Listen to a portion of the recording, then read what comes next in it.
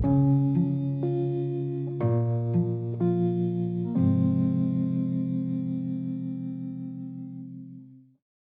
to the podcast. My name is Father Bill W., and I'm an Episcopal priest. I live here in Austin, Texas, and have had the gift of recovery since December the 27th of 1972. Purpose of these podcasts is to go deeper into the history of Alcoholics Anonymous, the spirituality that underlies it, and touch on the psychology as well.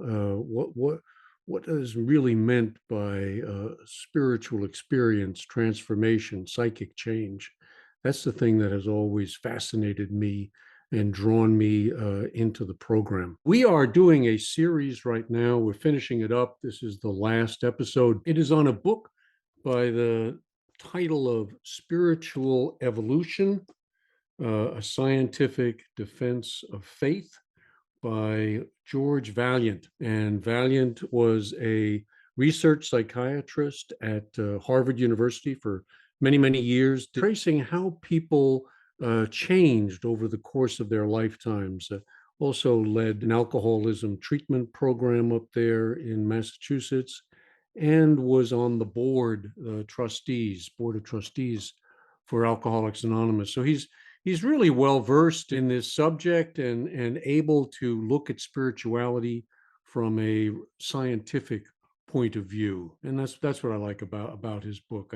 I found it fascinating. I hope I had a lot of comments from people that they have enjoyed this series. So a little deep in some parts, but that's okay. Don't be afraid.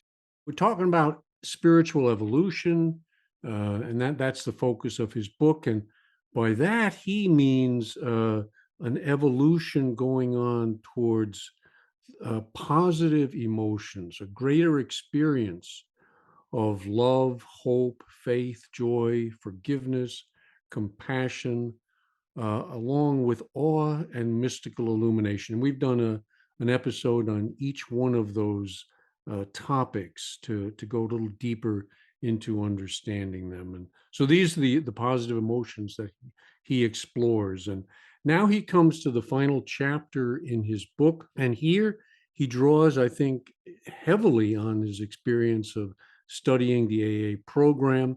And he has some insights that I think are worth exploring. So let's dive in and see what he's got to say. He titles his first chapter, The Difference Between Religion and Spirituality. And I've already done a few series on that subject in the past, but Vaillant brings some unique perspectives, so I think it's worth looking at in some detail. And he lists 5 ways that he sees religion and spirituality as different. I mean, I hear all the time, and I'm sure you do as well, spiritual but not religious. So there's some pull going on between these two that's worth teasing out. What is it that goes to the heart of religion? What is it that goes to the heart of spirituality? They don't have to be opposed to one another, but they can be and are, I think, often in the minds of some folks out there, including including George, maybe a bit more than I'd like to see, but that's okay. He says, religions tend to focus on particular doctrines, values, and traditions, while spirituality relates, quote, to an individual's sense of connection with something transcendent, be it a defined deity, truth, beauty, or anything else considered to be greater than self, and manifested, made present by the emotions of awe, gratitude, love, compassion, and forgiveness. Religions can lead to that. They should lead to that.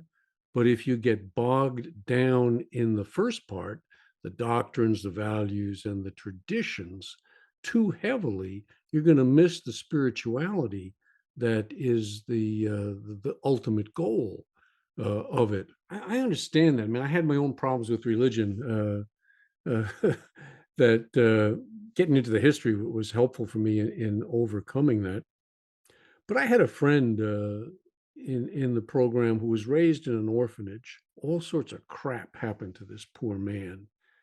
in that orphanage. And when he came into AA, he saw the G word and it scared the hell out of him. I can't do this, he said. And like some others that I've heard, what he did was in place of the word God, every time he saw it in the big book, he put a little extra O in it and made it good, made a decision to turn our will and our lives over the care of good as we understood good. Sought through prayer and meditation to improve our conscious contact with good. Well, he was probably closer to what the program is really all about and what religion ought to be all about as well, if it doesn't get stuck in some of those things. What does he list them as? Doctrines, values, traditions that need to evolve with time. His second point: religion arises from one's culture. Spirituality arises from biology. Now, that's the point that I think he really makes a good contribution to understanding spirituality here. That spirituality resides in biology. It's in our guts, it's in our bones, it's within us. It's not so much connecting to something outside of us, but to the very deepest parts of ourselves. Culture and language, religious faith traditions bind us to our own community and can isolate us from the communities of others. It can become tribal. But he says, like breathing, our spirituality is common to all. On the one hand, religion asks us to learn from the experience of our tribe. Spirituality urges us to savor our own experience. On the other hand, religion helps us to mistrust the experience of other tribes. Spirituality helps us to regard the experience of the foreigner as valuable too. That's where I think George may lose it a little bit, just like I think people in AA, and just like myself. I mean, I got out of religion for my first 20 years in the program, and it wasn't until I started studying the history of AA that I was able to bridge my way back. And the thing that did it for me was learning that AA came from the Oxford group, and that the Oxford group originated with the name of First Century Christian Fellowship. And I started studying all I could about what was this first century Christian world like. That just opened doors for me because it got beyond. I could see where tradition and theology was being formed, but it was pretty loose in the beginnings and very attractive.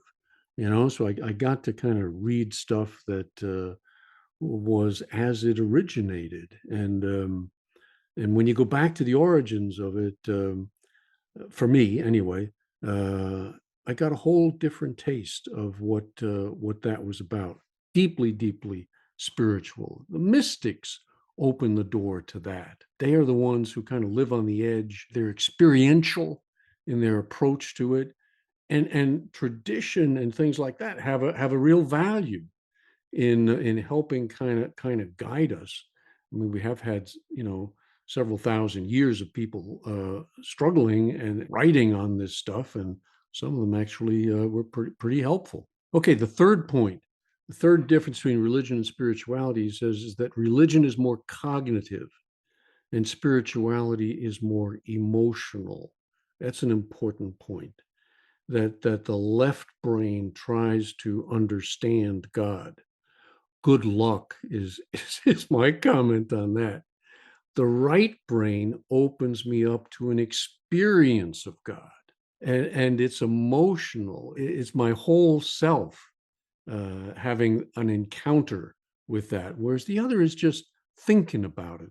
And if you think about it, I don't think you're going to get there. And that's why Wilson had his spiritual experience. And he was convinced that if he could help people undergo a physical experience of God, an encounter, they would have it too.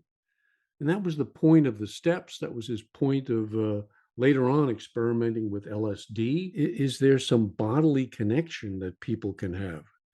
Because that's, I think for many of us, that's what we were looking for in the bottle or in the drugs. It was an encounter with something greater than ourselves, and it was great. We liked it until it turned against us. And if we could handle it, like some other people do, big book says we're not against it. It just didn't work for us, and so we had to find another way. And that other way is the way of spirituality. The fourth, he says, is that cults, and he kind of subtly introduces the word cults in this chapter. It's not as clear as it could be, but he begins linking cults and religion. He says cults and religions tend to be authoritarian and imposed from without, while spirituality was more likely to be democratic and arise from within. Spirituality encourages you to learn from your experience. God, if one exists, he argues, lives within, which is exactly what the big book says, huh? The great reality is within. We're not going to find God out there.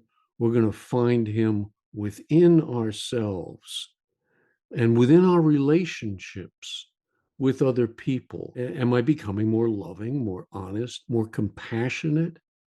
Are those the qualities that are happening in my life? That's what he says is the heart and soul of spirituality and of the spiritual change that we are seeking. The fifth point, he says, religions and cults tend to be intolerant, while spirituality builds on common traits such as the positive emotions. Wilson said something, I haven't been able to find the quote, but he said one of the greatest dangers he feared was that AA would become like a religion. He wanted it to be and intended for it to be a spiritual kindergarten, a place to start off, a place from which to grow, not a place wherein to stay stuck. And that, I think, in my experience, is what happens to a whole lot of people in their 12-step journey, is that they turn what should be a fellowship of spiritual seekers into a quasi-religious cult where they try to have their program provide things that it's not capable of providing. And so for me, it's been trying to find that balance between religion and spirituality, that they don't have to be opposed to one another, that I can go to religion for certain things, and like tradition and history and music and worship services, and I can go to AA for something very different from that. And how do you walk that fine line between the two? So watch out for trying to turn AA into a religion. It's like I don't go to church, but every week I got to be at my meeting. Good to be at meetings. It's good. It's good to be at church if you're being fed there, and if you're carrying a good message there. If you're just going through the actions and keeping it rather mechanical, you can lose some of the juice, some of the energy that each one should be giving to us. In his next section, Vaillant turns to AA and he asks an important question. He asks, is AA a cult? Is it in danger of turning itself into a religion? And as a clinician and as a researcher, he had the opportunity to study AA for 35 years. And I'll quote a few of his conclusions because I think they're helpful. He says, for men in my study, and he studied men, he did a long-term study, interviewed men, two groups. One was men who had been to Harvard and interviewed them at the end of 10 years, 20, 30, 50. What became of them? How did they evolve? And they were interested spiritually, religiously. How did they evolve? He said, for men in my study who developed alcoholism, AA worked far better than psychiatric care. He says, one reason for the better outcomes, and this goes to the heart of George's book, one reason for the better outcomes is that AA works at the level of the reptilian brain. And that's where it's kind of a little difficult to understand, but the first 2 or 3 chapters, I've had some comments from people who said, they got through them and they got a lot out of that. The reptilian brain is the oldest brain. It's ingrained. It's our lizard brain, some people call it.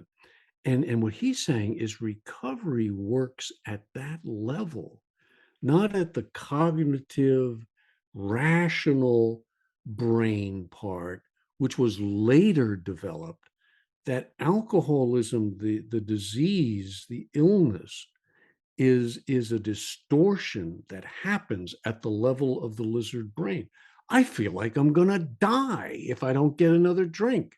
I feel like I'm going to die if I don't get a donut in my mouth within the next 30 seconds. That's where you experience addiction, And what George says, and what his studies show, is that AA works at that level of the reptilian brain. How does it do it? He says, just like alcoholism and drug addiction affect the lizard brain, the solution to recovery isn't going to be found in the logical, rational, neocortical level that's later developed, but in the depths of the lizard brain. It says modern medicine can detoxify, it can save lives, it can delay relapse.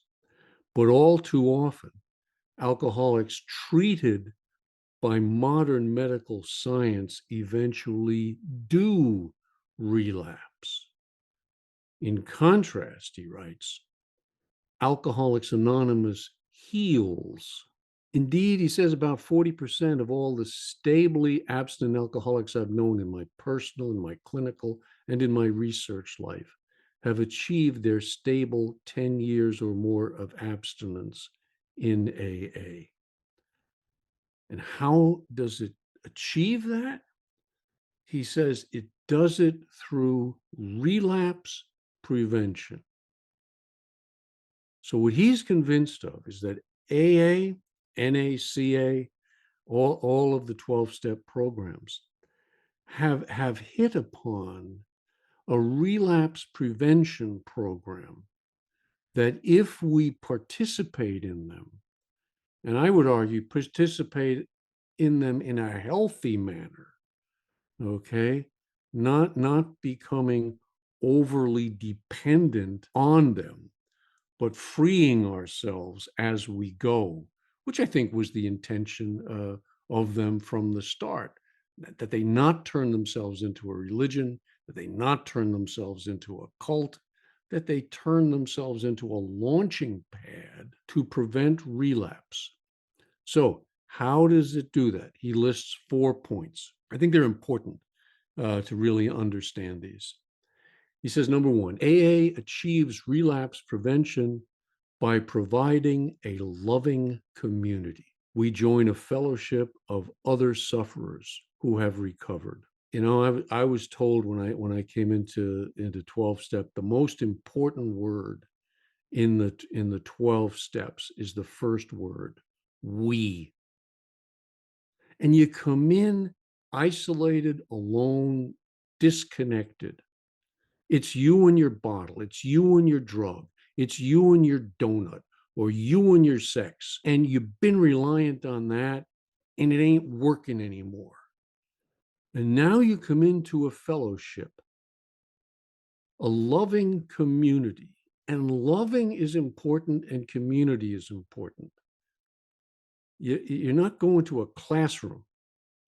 You're going into a community of fellow sufferers. This is not a self-help program. This is a we help program. And I've got to be involved in that, particularly in the beginning. Particularly in the beginning. So he breaks this loving community down into 4 component parts. And here he kind of puts on his scientist's hat. He says that usually 2 or more of these component parts are necessary for recovery to happen. First, external supervision. So within this loving community, we're going to experience external supervision. There's a nice little quote here. He says, alligators do not come when they are called. Some kind of leash to control the reptile brain is necessary. See, the most natural thing for an addict to do is just to drink, to drug. Just like the most natural thing for an alligator to do is to bite your leg off. That's what we do. And we're going to need a leash. We're going to need some external control, some external supervision, particularly as we begin the spiritual journey. Second important thing, he says it's important to find a competing behavior for the addiction. You cannot give up a habit without having something else enjoyable to do. Program says we insist on having fun. We are not a glum lot. We got to offer people the excitement that recovery offers, not the drudgery. He says AA understands what all behaviorists know and what many doctors, priests, and parents forget. Bad habits yield to substitutes, not to prohibition. Prohibition did not work. We take the alcohol away, we take the drugs away, well, that's the solution. No, it's not the solution. The solution is to find something that works better than. And that's what they told me when I was leaving treatment. They said, Bill, if you don't find something that feels better than alcohol or drugs, you're going to be back here. Go find it. And you find it in a fellowship of fellow sufferers. I was always attracted to the people who were further along the path than I was. And that just makes sense. How did you stay sober for 6 months? What did you do? And they would tell me, and they would stay with me, and they would love me. All right. Where the others, in the normal world saying, why the hell does he keep doing it? This group of people said, we understand that you keep doing it. We kept doing it. We've found a way out. Come with us. All right. Probably distrustful at first. We're going to get into that. So bad habits yield to substitutes, not to prohibition. Punishment and negative emotion alone do not change deeply ingrained habits. You can spank an alligator, but it isn't going to do a hell of a lot of good. Okay. Thus, AA and most religions provide a gratifying schedule of social and service activities in the presence of supportive and now healed former sinners or addicts, especially at times of high risk.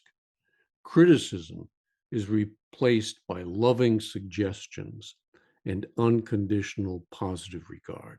When the big book was written originally, it said, you better do this, you got to do this, we had to do this. Some psychologists said, hey, knock that off.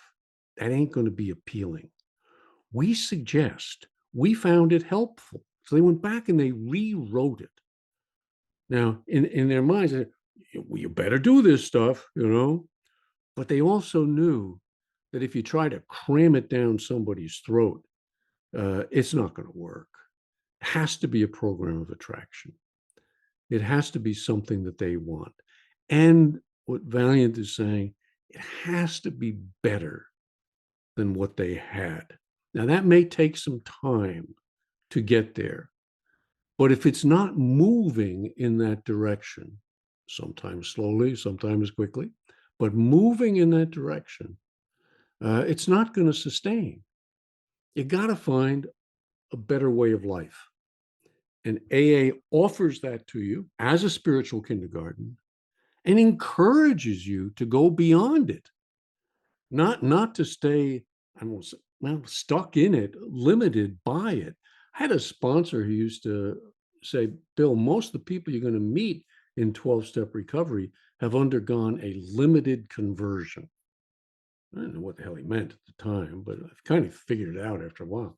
A limited conversion, what he meant by that was most people in 12-step recovery are going to settle for a limited amount of growth and development. And they're going to say, I'm happy with this, really don't want much more.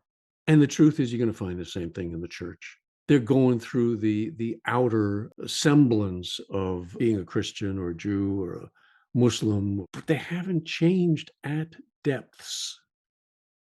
Certainly not at the depths that are going to really bring full recovery. And that's the thing that I saw some people who had done exactly that. And they're out there, but they're not in the majority. And you got to look hard for them. I mean, same thing in church. Most people in church are, it's not a program of attraction. It's one of the reasons the program has stopped growing somewhat, kind of hit its heyday numbers wise in the 90s. And people are now looking and saying, we got to get back to the original, because we're losing the juice, we're losing the excitement. And for me, that's what I'm trying to do by reintroducing or introducing people to two-way prayer as a way to emotionally have an encounter with the divine. That's where the juice starts coming in. So he says, religions provide a gratifying schedule of social and service activities in the presence of supportive and now healed former sinners, addicts, especially at times of high risk. Criticism is replaced by loving suggestions and unconditional positive regard. They told me, we're not loving you in spite of your being an addict. We love you because you are an addict. And so are we. And now come into this fellowship. He says AA meetings are filled with celebrations of anniversaries of sobriety, unlimited coffee and hugs, and great humor. George notes that some complain that, not unlike a cult, AA is addicting. Well, then he says, but so are puppies, He says, like heroin and puppies, positive emotions have a sneaky way of making us come back for more. The brain chemistry of both addiction and attachment is the same. There's a very important sentence. The brain chemistry that goes on at the depths of addiction, the lizard brain that gets hijacked, is the same brain that is going to respond to recovery. The touch, the feel, the emotion, the mammalian that he talks about repeatedly. This is where it's going to happen. It isn't going to be at the cognitive, analytical. Why do I drink? Boom, boom, boom, boom, boom. It may be helpful. I don't know. And the book talks about the real alcoholic, the real addict. There may be some people on the edges who can get by with some of that stuff. Okay, analytically, yeah, I drink. This is what happens. 1 and 1 equals 2. I'm gonna recognize that and adjust my life accordingly. Well, the big book would say, good for you, but you're probably not a real addict. A real addict, his or her brain has been hijacked by chemicals. And so I'm doing what I don't want to do at the deepest level of self. And yet addiction sucks me in, pulls me in. And I got to find something that is better and more powerful than that. That's what the steps are intended to lead us to. So I asked the question, is there such a thing as a positive addiction? Yeah, I think there can be, is going to meetings a positive thing? Absolutely. Is going to the gym positive, and is getting the endorphins going in your brain through running? And is there a calming effect to yoga and to meditation? Absolutely. These things do work on our body. Can they become an addiction? Yeah, you got to watch out for that. If I'm doing it in excess, and we do tend to be people of excess, I may want to moderate it with some other things. And again, I'm going to go back. I had some really good teachers, and what they told me was, Bill, in the beginning, you're going to go to meetings. I want you to go every day. Okay. I want you to go every day, because in time, you're then going to start finding other things in your life that are going to come in and fill the void of alcoholism. You're going to find people. You're going to find activities that are satisfying and fulfilling, and you're going to moderate your meeting attendance. Establish it hard and heavy in the beginning, and then begin to moderate and stay connected. That was the advice I got. Stay connected. That's 51 years. I'm still connected to people in my 12-step fellowship. I'm still nurtured by them, helped by them, in community with them, kind of doing this thing together. Am I desperately clinging to them like I did in the beginning? Not so much. Are they desperately clinging to me? Well, if they're in the early stages, you get a lot of that, and that's okay. We understand where they are. We should be encouraging them to put their dependency more and more on the one thing that will not let them down. See, people will let you down. The program can let you down. The church can let you down. God will not let you down. It is the ultimate good. That's our definition of God. The ultimate goodness doesn't mean I'm going to be separated from pain. Doesn't mean terrible things are going to not happen to me. They can happen to me. They do happen to me. But it means that even in that suffering, there's a presence that's there that will never let go. That's the place you got to get to. That's the place. He says, the third point, new love relationships are important to recovery, not dependent love relationships, but genuine. Go read that chapter on love again. He writes, it seems important for ex-addicts to bond with people whom they have not hurt in the past and to whom they are not deeply emotionally in debt, as in the evolution of the mammalian limbic system in drug addiction. Love can tame the reptilian brain. An AA member's home group becomes a deeply trusted, non-judgmental family. Find people that you can trust in the program. And there are some predators out there. Don't be naive. Find people who have what you want and learn from them. Always be learning from them. And one person may have some quality that you really lack, and you see it in him or her. Learn from them. How'd you get that? What'd you do to achieve that in your life? I don't know that anybody's got all of the qualities, but look for the ones that you're lacking. Try to build those up. That's where your work is going to be. And if you approach 12-step recovery that way, it never gets old and boring. It's your base platform from which you grow. If it is the be all and end all, you've missed something. And that's what he's saying on the religion deal. If your religion becomes dogmatic and entrapping of you, and so you're critical of other religions, mine is the only true way and everybody else go to hell, you've missed the message. You have missed the message. and you don't have a message that's going to be attractive to other people. You know? Okay. Preaching, shut up. Fourth common feature in recovery from addiction, he says, is the discovery or rediscovery of spirituality, inspirational, altruistic group membership, and faith in a power greater than me, seems important to recovery from addiction.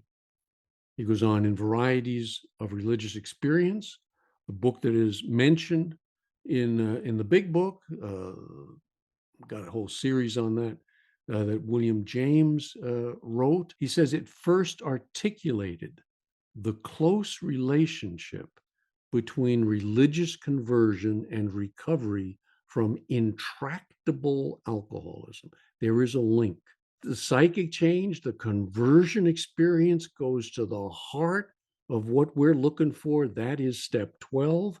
That is our goal, that towards which we are going, and the steps are intended to be a vehicle to get us there. They're not to be worshiped and adored and memorized and all. They're to be worked. They're to be climbed. And I don't know if it's climbing up or climbing down. I suspect it's more climbing down into the depths of the ego and egotism that separates us, that comes in and contaminates this whole spiritual growth progress.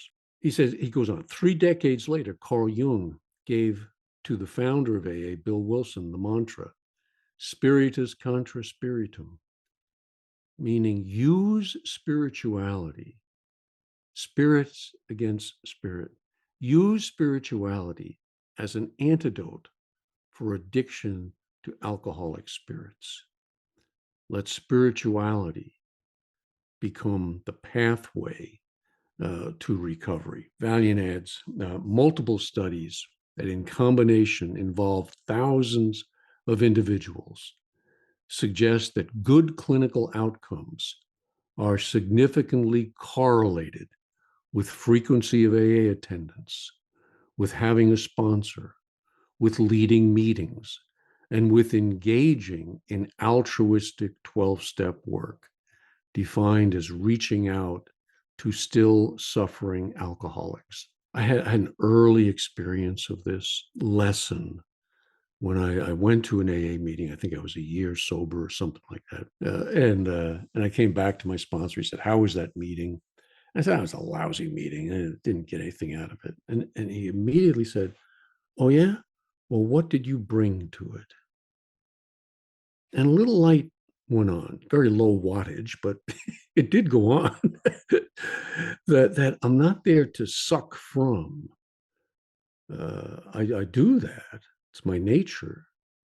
But I'm also there to give to.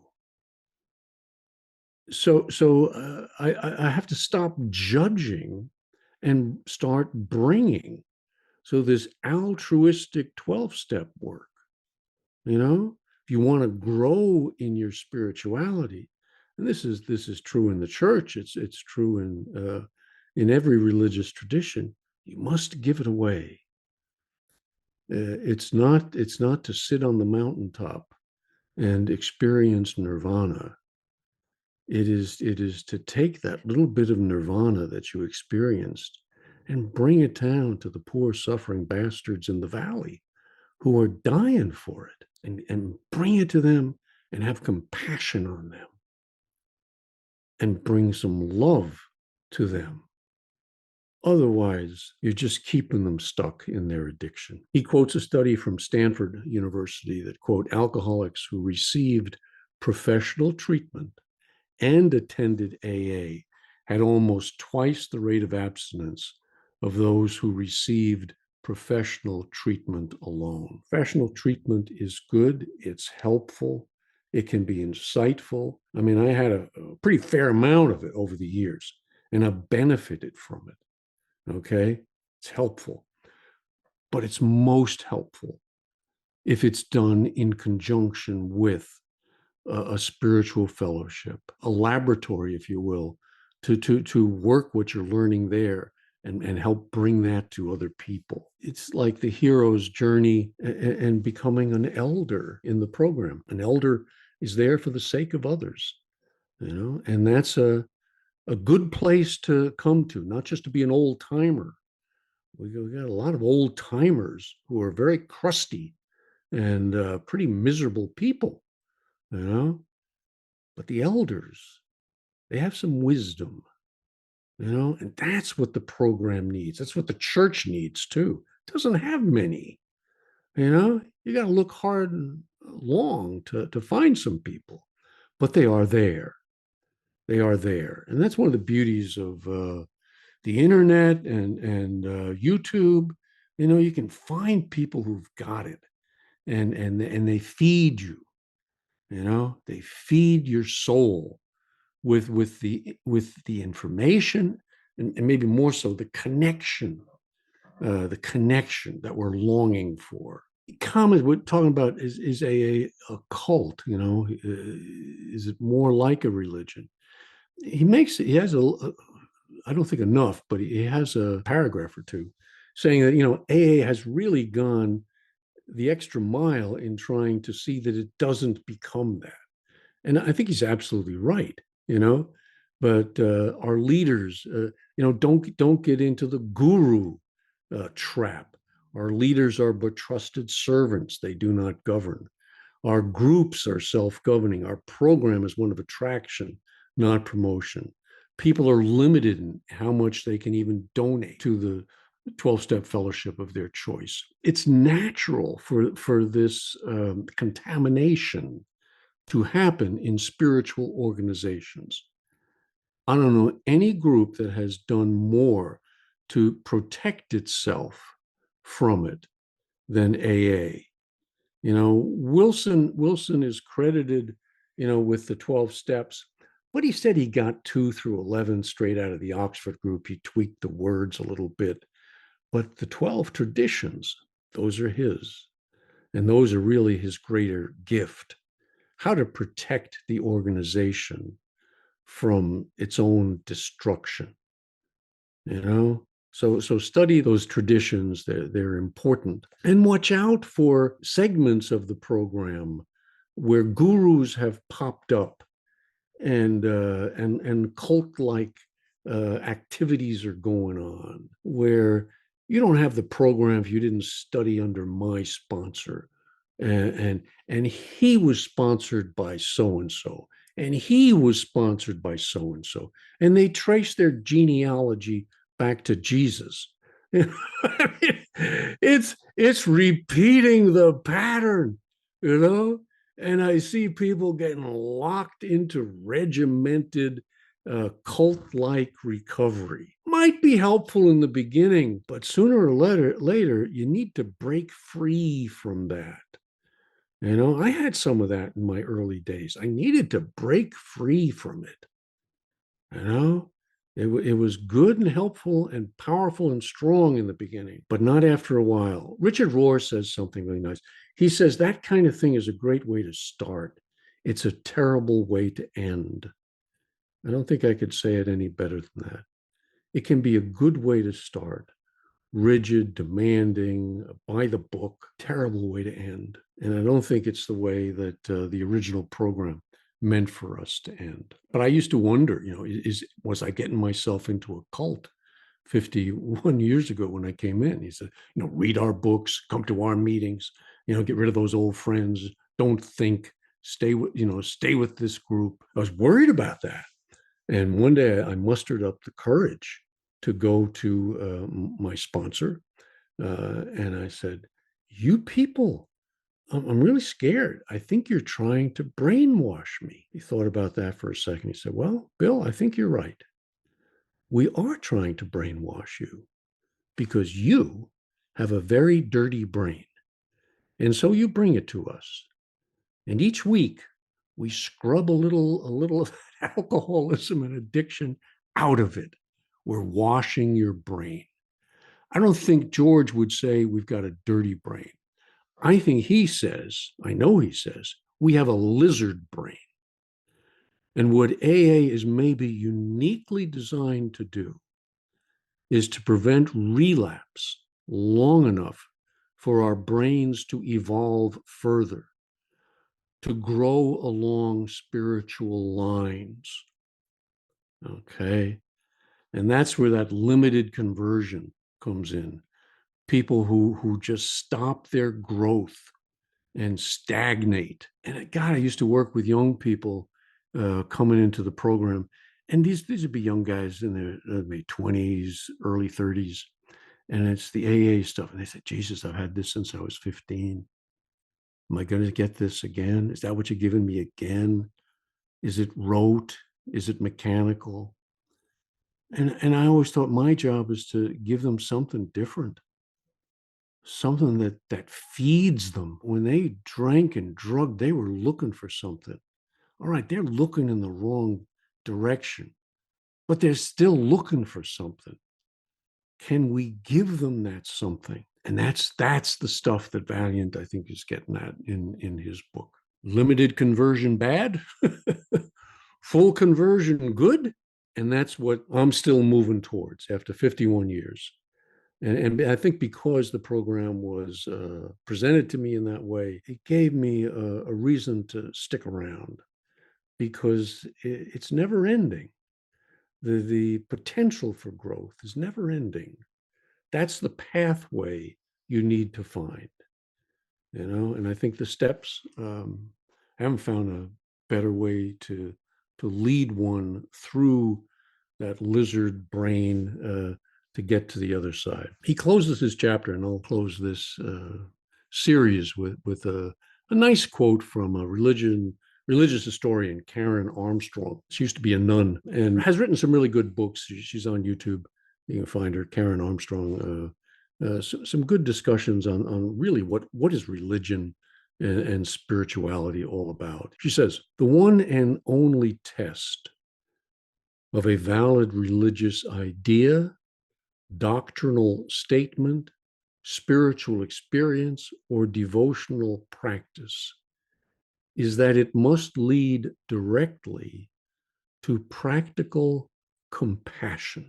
If your understanding of the divine makes you kinder, more empathetic, and impels you to express this sympathy in concrete acts of loving kindness, this is good theology.